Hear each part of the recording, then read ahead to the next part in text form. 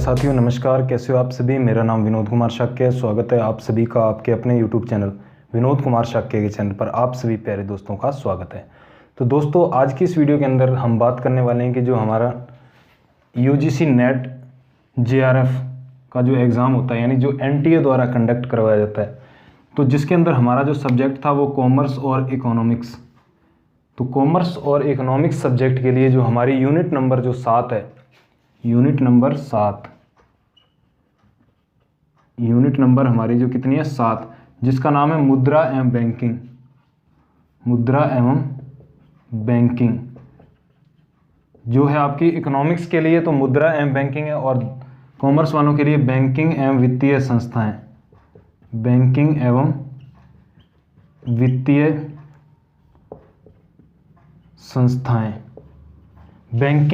वित्तीय संस्थाएं।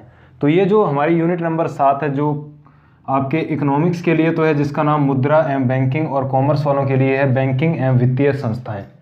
तो इस यूनिट के अंदर हम बात करते हैं। देखो हमारा जो टॉपिक चल रहा था, तो इसके अंदर हमने पिछली जो क्लास थी उसके बारे में हमने पढ़ लिया था।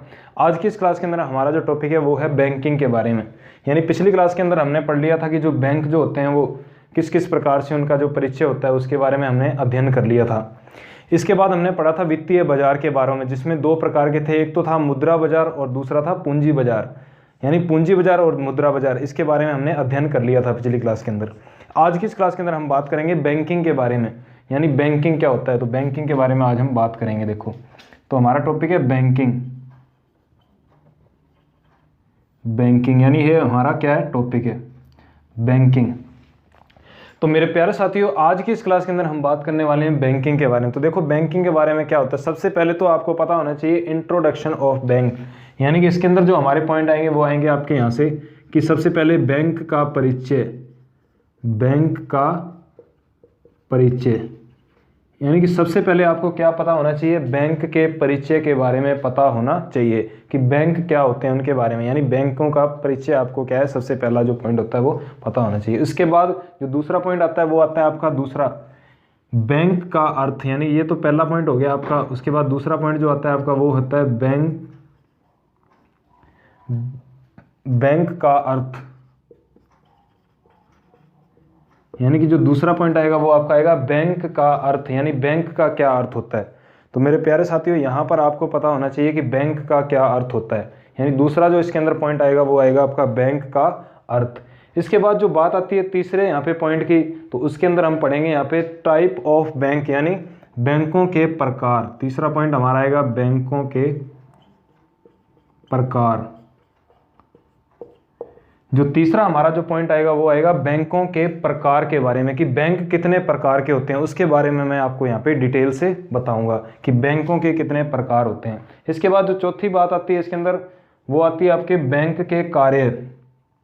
चौथा पॉइंट है बैंक के कार्य, फंक्शन ऑफ बैंक, यानी बैंक के कार्य।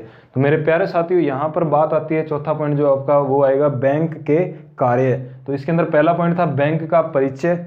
इसके बाद बात आती है दूसरा जो था वो था बैंक का अर्थ, यानी मीनिंग ऑफ बैंक। इसके बाद जो तीसरी बात आती है वो आती है बैंकों के प्रकार, कि बैंक कितने प्रकार के होते हैं। उसके बाद चौथा जो पॉइंट आता है बैंक के कार्य, कि बैंक के क्या क्या कार्य होते हैं। इसके बारे में भी अब हम यहाँ पर इस टॉपिक के अंदर अध्ययन करेंगे। इसके बाद बात आती है यहाँ पे देखो history of bank in India, यानी कि जो भारत के अंदर बैंकों का इतिहास है।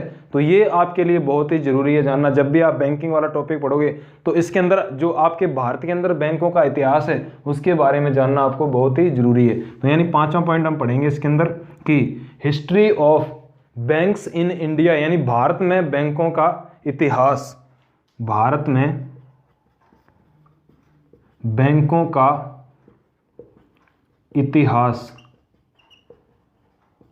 तो मेरे प्यारे साथियों यहाँ पर अब हम पढ़ेंगे इसके अंदर क्या अगला पॉइंट जो होगा वो भारत में बैंकों का इतिहास, की भारत के अंदर जो बैंकों का इतिहास क्या रहा हो, यानी भारत में किस किस प्रकार के बैंक थे, कब कब खुले, किस किस प्रकार से जो बैंकों का इतिहास रहा है प्राचीन समय से लेकर आज तक। तो ये सारा इसके अंदर आपके यहाँ पे आ जाएगा। यानी कि भारत में बैंकों का जो इतिहास जब हम पढ़ेंगे तो इसमें पढ़ेंगे हम सन 1770 से लेकर, यानी कि जब से बैंक प्रारंभ हुए सन 1770 से लेकर वर्तमान में 2021 तक, यानी कि आप यहाँ पे इसके अंदर क्या अध्ययन करोगे कि जो भारत में बैंकों का इतिहास है वो उसके अंदर सन 1770 से लेकर 2021 तक बैंकों का इतिहास किस प्रकार से रहा, इसके बारे में भी यहाँ पर हम अध्ययन करेंगे। तो मेरे प्यारे साथियों, इसके बाद जो बात आती है वो आती है यहाँ पे आपका जो अगला पॉइंट रहेगा वो रहेगा आपके जो भारत के अंदर मेन बैंक यानी प्रमुख बैंक जो होते हैं वो कौन कौन से। तो अगला पॉइंट आएगा आपका भारत में प्रमुख बैंक, यानी कि जो प्रमुख बैंक कौन कौन से हैं जो भारत के अंदर कार्यरत हैं। तो बैंक जो हैं आपके कौन से जो प्रमुख रूप से यहाँ पे क्या है कार्यरत, तो भारत में प्रमुख बैंक यानी भारत के अंदर कौन कौन से प्रमुख बैंक हैं उसके बारे में भी आपको यहाँ पे अध्ययन करना पड़ेगा। इसके बाद जो अगला जो पॉइंट आता है वो हमारा आएगा इसके अंदर problem of bank in India, यानी भारत में बैंकों की समस्याएं। अगला जो पॉइंट आएगा वो आएगा अपना 7वां, यानी कि भारत में बैंकों की समस्याएं।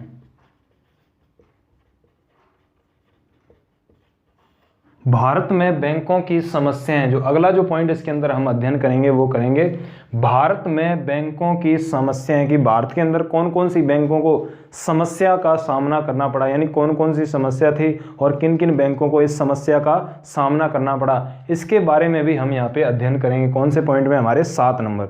तो 7 नंबर पॉइंट मेरे प्यारे साथियों क्या कहता है यहाँ पे, ये कहता है भारत में बैंकों की समस्याएं, कि भारत में जो बैंकों की समस्याएं कौन कौन सी हैं इसके बारे में भी हम यहाँ पे अध्ययन करेंगे। उसके बाद बात आती है यहाँ पे जो हमारा अगला जो पॉइंट होगा वो होगा solution of problem of banks, यानी बैंकों की जो समस्याएं उनका क्या क्या समाधान किया गया। तो अगला जो पॉइंट आएगा यहाँ पे 8वां वो आएगा कि बैंकों की समस्याओं के समाधान, बैंकों की समस्याओं हेतु समाधान।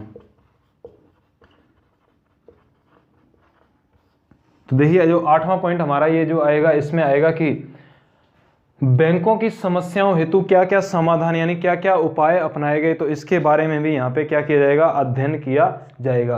तो मेरे प्यारे साथियों अब आपको यहाँ पे पता लग गया होगा कि जो बैंकिंग जो टॉपिक है हमारा इसके अंदर हमने क्या क्या पढ़ना है। तो सबसे जो पहला पॉइंट है हमारा वो है आपका यहाँ पे बैंक का परिचय, कि बैंक के परिचय में क्या क्या पढ़ेंगे हम। उसके बाद आएगा बैंक का अर्थ, यानी बैंक का अर्थ क्या होता है। इसके बाद जो बात आती है वो आएगा बैंक के प्रकार, यानी बैंक के कितने प्रकार होते हैं, यानी कौन कौन से प्रकार के बैंक होते हैं। फिर आएगी बात बैंक के कार्य क्या क्या होते हैं। प्रकार पढ़ने के बाद अब बात आती है कि जो बैंक के कार्य होते हैं वो कितने प्रकार के होते हैं। उसके बाद भारत में बैंकों का इतिहास, क्योंकि हमें जो हमारा जो सिलेबस है वो है भारत से रिलेटेड, तो भारत में जो बैंकों का इतिहास है वो किस प्रकार से रहा है।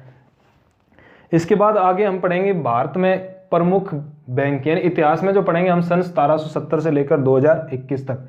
इसके बाद भारत में प्रमुख बैंक, यानी भारत के अंदर कौन कौन से प्रमुख बैंक थे उनके बारे में।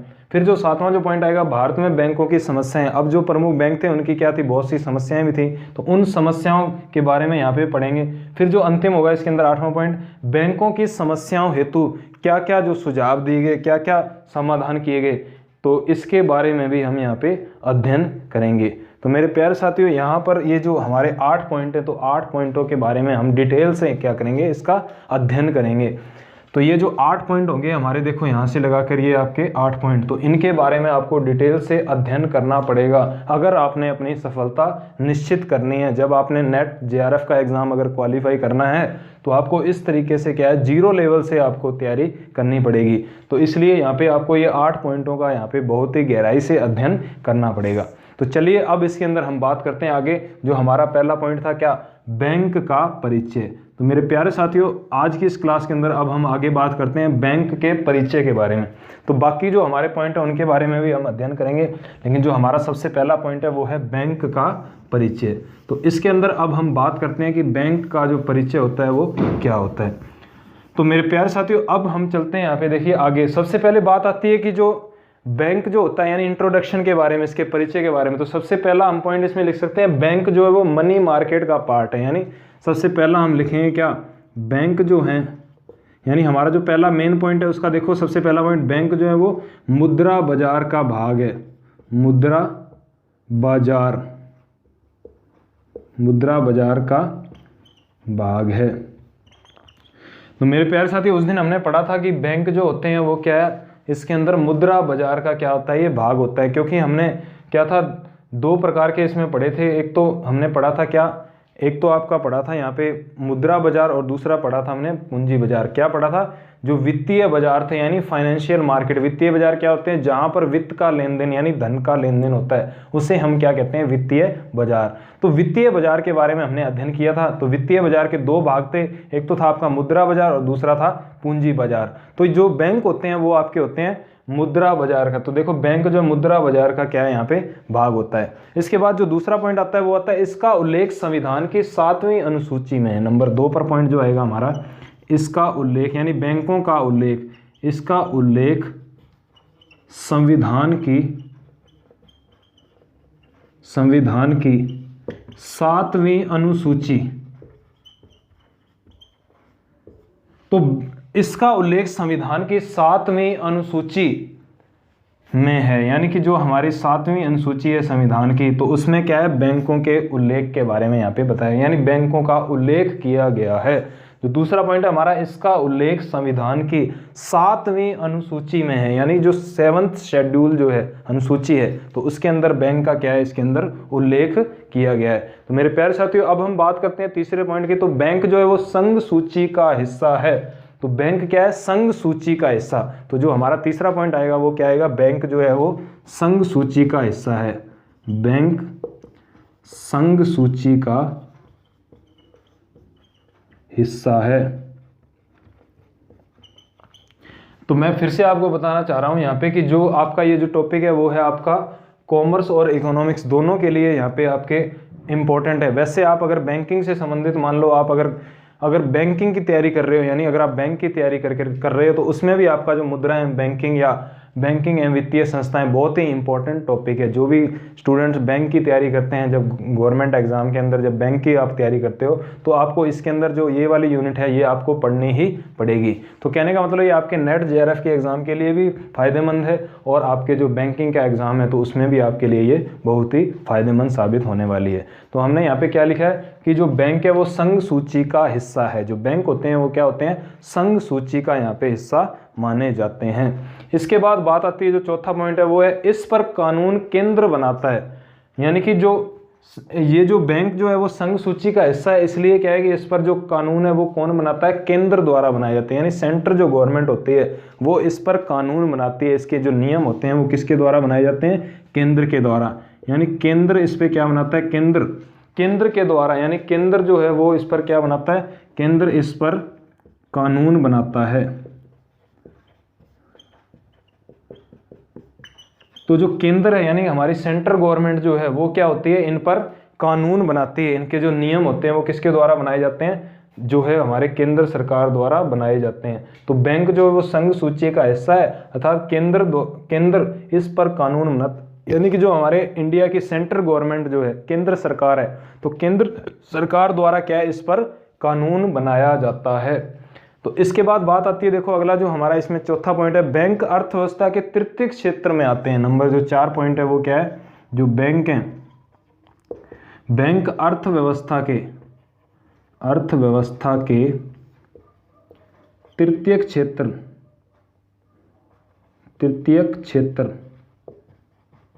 जिसे हम क्या कहते हैं, सेवा क्षेत्र भी। यानी पिछली वीडियो के अंदर मैंने बताया था आपको, बैंक जो होते हैं वो कौन से, आपके अर्थव्यवस्था के तृतीय क्षेत्र यानी सेवा क्षेत्र के अंतर्गत आते हैं।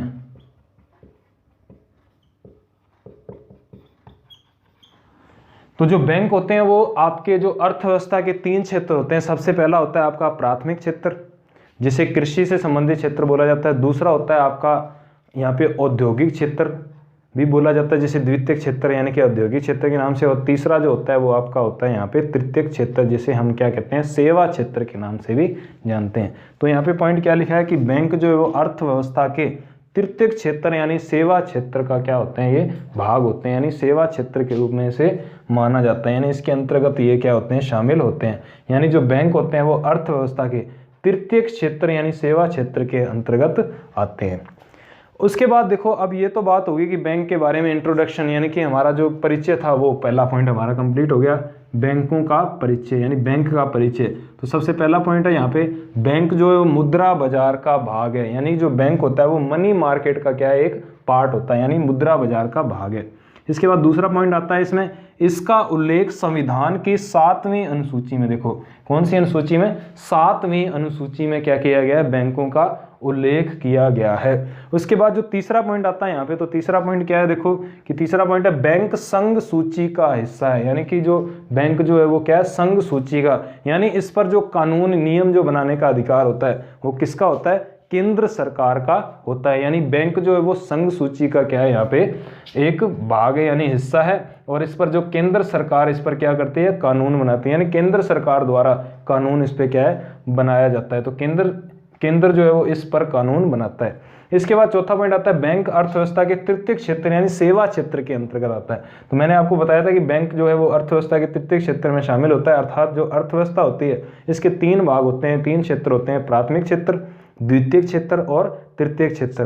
तो प्राथमिक क्षेत्र मैंने बताया था आपको कृषि से संबंधित, द्वितीय क्षेत्र बताया था उद्योगों से संबंधित, और तीसरा जो क्षेत्र आपको तृतीय क्षेत्र बनाया था वो था आपका सेवा क्षेत्र से संबंधित, जिसमें आपकी बैंकिंग की सेवाएं आ गई, बीमा की सेवाएं आ गई, परिवहन की सेवाएं होंगी, संचार की सेवाएं होंगी, ये सारे क्या आते हैं आपके तृतीय क्षेत्र में। तो बैंक भी होते हैं जो वो क्या है आपके सेवा क्षेत्र यानी तृतीय क्षेत्र के अंतर्गत आते हैं। तो मेरे प्यारे साथियों, यहाँ पर ये बात होगी आपकी कौन सी, इंट्रोडक्शन ऑफ बैंक, बैंक का परिचय। तो उम्मीद करता हूँ यहाँ तक जो आपको है, जितने मैंने पॉइंट आपको बताए हैं ये आपको अच्छे से समझ में आ गए होंगे। तो आप यहाँ पे क्या है, इनको आराम से स्क्रीनशॉट लेके यहाँ पे आप समझ सकते हो। इसके बाद देखो बात आती है आगे जो मीनिंग ऑफ बैंक यानी बैंकों का अर्थ, मीनिंग ऑफ बैंक। ये तो था आपका कि बैंक का परिचय। अब बात आती है मीनिंग ऑफ बैंक यानी बैंक का अर्थ। तो बैंक का क्या अर्थ होता है, तो मेरे प्यारे साथियों इसके बारे में अब हम बात करते हैं। तो दूसरा पॉइंट हमारा आता है यहाँ पे कौन सा, बैंक का अर्थ।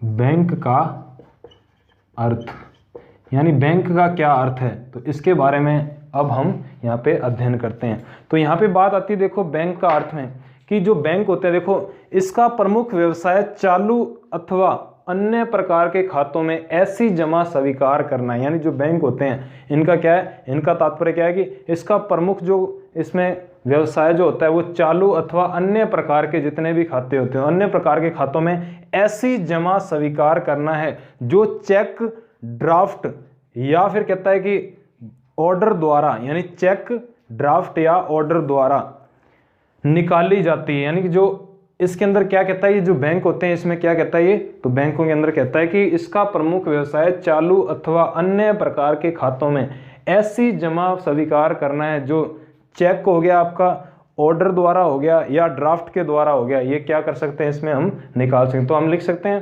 कि इसका प्रमुख व्यवसाय चालू अथवा, तो यहाँ पे लिखेंगे हम इसका प्रमुख व्यवसाय, इसका प्रमुख व्यवसाय चालू अथवा अन्य प्रकार के, तो यहाँ पे क्या कहता है कि इसका प्रमुख उद्देश्य, यानी इसका प्रमुख जो उद्देश्य या व्यवसाय चालू अथवा अन्य प्रकार के खातों में ऐसी जमा स्वीकार करना है, खातों में ऐसी जमा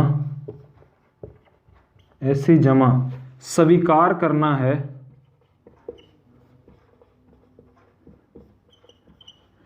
ऐसी जमा स्वीकार करना है जो चेक, ड्राफ्ट या ऑर्डर द्वारा निकाली जाती है, जो चेक, ड्राफ्ट या ऑर्डर द्वारा निकाली जाती है। तो मेरे प्यारे साथियों यहाँ पर ये कहता है कि इसका जो प्रमुख उद्देश्य होता है, देखो बैंक के अर्थ के अंदर हम पढ़ेंगे कि इसका प्रमुख उद्देश्य, इसका प्रमुख व्यवसाय चालू अथवा अन्य प्रकार के खातों, यानी चालू खाता भी हो सकता है या इसमें अन्य प्रकार के यानी स्थायी का खाता हो सकता है या आवधि जमा खाते हो सकते हैं, एफडी जिसे बोलते हैं हम, जैसे चालू खाता यानी करंट अकाउंट, और अगर दूसरा कहते हैं हम बचत खाता जैसे सेविंग अकाउंट बोलते हैं। उसके बाद एफडी जो होती है फिक्स डिपॉजिट, आवधि जमा खाते। तो यानी अन्य प्रकार के खातों में ऐसी जमा स्वीकार करना है जो चेक द्वारा हो सकता है, ड्राफ्ट द्वारा हो सकता है या ऑर्डर द्वारा निकाली जाती है। यानी जो ऐसी जमा स्वीकार करना है जो चेक, ड्राफ्ट या ऑर्डर द्वारा क्या की जाती है, ये निकाली जाती है। इसके बाद बात आती है जो दूसरा है कि बैंक वह संस्था है जो मुद्रा का लेन देन करने वाली संस्था है, यानी कि जो बैंक है वो क्या है, मुद्रा का लेन देन करने वाली संस्था है। बैंक मुद्रा का लेन देन करने वाली संस्था है।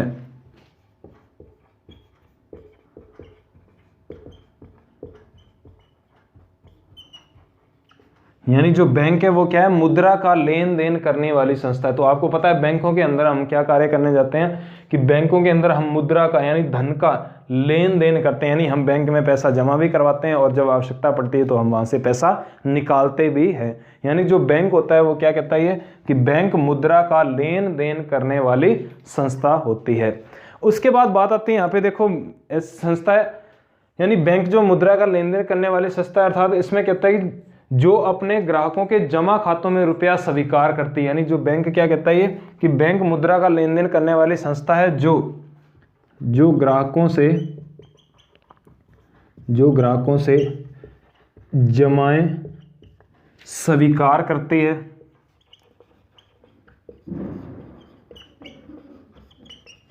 क्या कहता है, ये जो ग्राहकों से जमाएं स्वीकार करती है और कहता है कि और उसका जो भुगतान है वह चेक, ड्राफ्ट आदि द्वारा मांगे जाने पर करती है। यानी इसका जो भुगतान है वो कैसे किया जाता है, जब भी ग्राहकों द्वारा मांग की जाती है तो उसका भुगतान चेक, ड्राफ्ट आदि के द्वारा किया जाता है। यानी कि इसमें क्या कहता है, बैंक मुद्रा का लेन देन करने वाली संस्था है जो ग्राहकों से जमाएं स्वीकार करती है और उनके मांगे जाने पर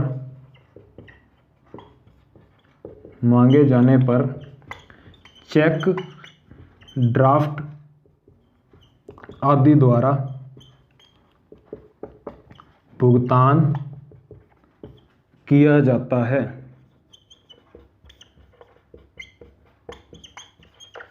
यानी कि ये क्या कहता है, वापस मैं आपको ये पूरा पॉइंट समझा देता हूं। यहाँ पे ये कहता है कि जो बैंक है वो मुद्रा का लेन देन करने वाली संस्था है जो ग्राहकों से जमाएं स्वीकार करती है। यानी ग्राहक क्या करते हैं, इसमें अपनी अपनी जमाएं, यहाँ पे जितने भी पैसे होते हैं वो क्या करते हैं, बैंक के अंदर जमा करवाते हैं। यानी उनसे क्या होता है, ये ग्राहकों से जो जमाएं वो स्वीकार करती है और उनके मांगे जाने पर चेक, ड्राफ्ट आदि के द्वारा भुगतान किया जाता है। तो बैंकों द्वारा क्या किया जाता है, फिर उन ग्राहकों को चेक या ड्राफ्ट आदि के माध्यम से यहाँ पे क्या किया जाता है, भुगतान किया जाता है।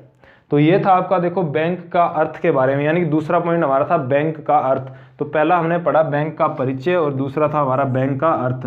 तो मेरे प्यारे साथियों, यहाँ पर हमने क्या समझा कि बैंक के अर्थ के बारे में हमने यहाँ पे पढ़ा क्या, कि इसके अंदर जो हमारा पॉइंट था कि इसका प्रमुख व्यवसाय चालू अथवा अन्य प्रकार के खातों में, यानी कि चालू खाते भी हो सकते हैं या अन्य प्रकार के, मैंने बताया आपको बचत खाते भी हो सकते हैं, आवधि जमा खाते भी हो सकते हैं। तो खातों में ऐसी जमा स्वीकार करना है जो चेक, ड्राफ्ट या ऑर्डर द्वारा निकाली जाती है। चेक द्वारा हो सकती है, ड्राफ्ट द्वारा हो सकती है या ऑर्डर द्वारा इसे क्या किया जा सकता है, निकाला जा सकता है। इसके बाद जो अगला पॉइंट था वो है हमारा बैंक जो है वो मुद्रा का लेन देन करने वाली संस्था है। तो मुद्रा का क्या करती है, ये लेन देन करती है। यानी कि इसके अंदर लोग अपना पैसा, यानी कि जो व्यक्ति हैं वो अपना पैसा जमा भी करवाते हैं और वहां से जब आवश्यकता पड़ती है तो इसमें से निकालते हैं। यानी लेन देन करने वाली संस्था है जो अपने ग्राहकों को, जो ग्राहकों से जमाएं स्वीकार करती है, यानी पैसा लोग क्या करते हैं बैंकों के अंदर जमा करवाते हैं, यानी जमाएं स्वीकार करती है और उनके मांगे जाने पर चेक, ड्राफ्ट आदि के माध्यम से, चेक हो सकता है, ड्राफ्ट हो सकता है, ऑर्डर भी हो सकता है, देखो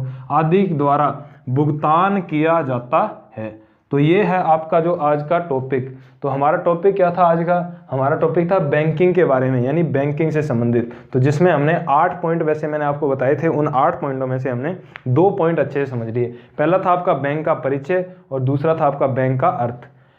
तो उम्मीद करता हूँ ये जो टॉपिक है, आपको ये जो 2 पॉइंट मेरे द्वारा समझाए गए ये अच्छे से समझ में आए होंगे। अगर ये आपको पॉइंट अच्छे से समझ में आए हैं, अगर ये वीडियो आपको अच्छी लगी है तो इस वीडियो को लाइक करें। अगर आप चैनल पर नए हैं, यानी पहली बार अगर मेरी ये वीडियो देख रहे हैं, तो आप चैनल को ज़्यादा से ज़्यादा सब्सक्राइब करके बेल आइकन को जरूर प्रेस कर लेना, जिससे आपको आगे आने वाली वीडियोज़ के नोटिफिकेशन मिलते रहें।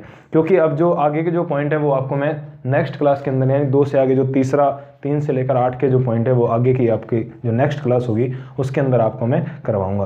तो इस तरीके से अगर आप इस वीडियो को अगर लाइक करते हैं तो हमें भी मोटिवेशन मिलता है कि हमें भी आगे ऐसे लगता है कि चलो अच्छे से वीडियो बनानी चाहिए, क्योंकि आपका जो प्यार जो होता है, जो आपकी सपोर्ट होती है, वो हमारे साथ होती है। तो इस वीडियो के अंदर जुड़ा रहने के लिए आप सभी प्यारे दोस्तों का, आप सभी प्यारे विद्यार्थियों का बहुत बहुत धन्यवाद।